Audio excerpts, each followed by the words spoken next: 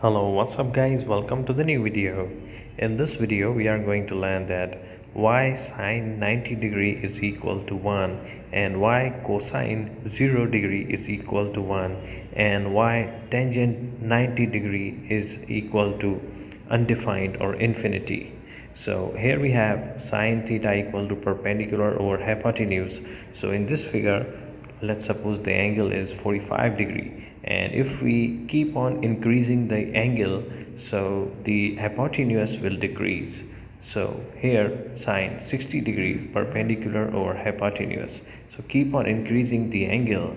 So we have sine 70 degree perpendicular over hypotenuse. Here we have sine 80 degree and sine 85 degree. So when sine becomes 90 degree, so whatever is the value of hypotenuse, same is the value of the perpendicular. So that's why sine 90 degree is equal to 1.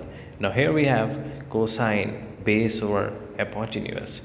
Now here in this figure we have cosine 45 degree base over hypotenuse. So if we keep on decreasing the angle, the hypotenuse will also decrease. So here we have 20 degree, 10 degree, keep on decreasing until and unless the angle reaches 0. So at that stage the hypotenuse and the base value is same. So that's why cosine 0 degree is equal to 1.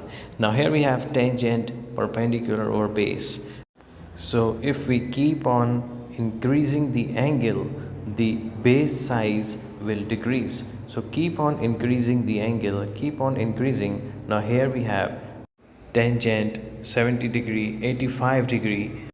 So when the tangent reaches 90 degree, the base becomes 0.